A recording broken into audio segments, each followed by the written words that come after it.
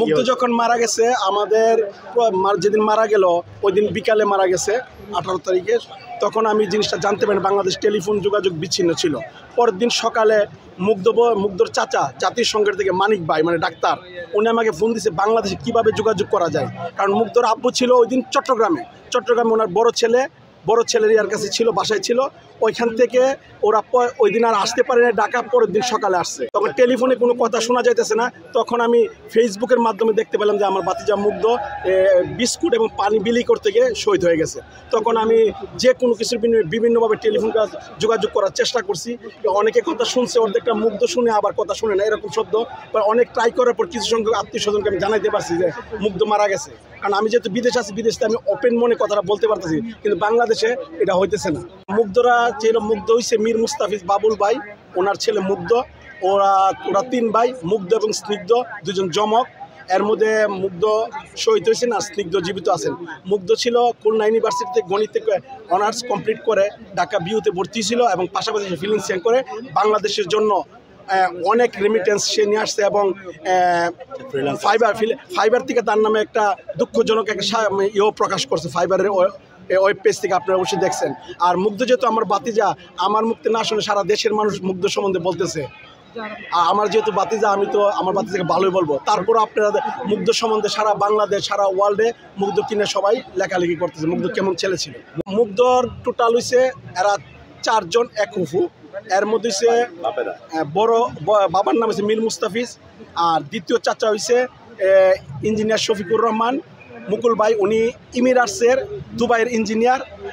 এর ছোট চাচা হয়েছে মানে জাতিসংঘের ডাক্তার মানিক ভাই।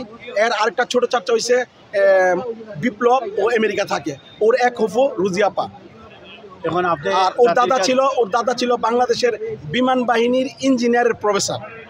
আমার দাবি হচ্ছে, আমার সরকার দাবি, আমার ভাতিজা শহীদ হয়েছে বলে আমি আমার ভাতিজার জন্য শহীদের বিচার চাবো তা না। যারা শহীদ, সব শহীদদের আমি বিচার দাবি করছি বর্তমান আমাদের ইউনূস সরকারের কাছে। আপনাদের তো পাড়ার ছেলে, আপনি কোনো স্মৃতি আছে কিনা ওরে নিয়ে?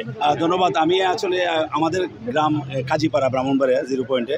মুগ্ধর বাড়ি আমাদের কাজীপাড়া পুকুরপাড় মিরালয়ে। তার ফাদার মুস্তাফিজ ভাইয়ের সাথে আমি একসাথে আমরা জেলা ইউনিয়নের পলিটিক্সে ছিলাম।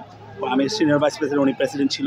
তো আমি মুস্তাফিজ ভাইয়ের ব্যাপারে আমি যখন পরের দিন মুগ্ধ মারা গেছে ফেসবুকে দেখলাম, আমি মুগ্ধ ব্রাহ্মণবাড়ি এতটুকু জানতাম, কিন্তু আমার যে এত ক্লোজ আমি এটা জানতাম না, এতটুকু জানতাম না। মুস্তাফিজ ভাইয়ের সাথে আমার এতটুকু টাচ।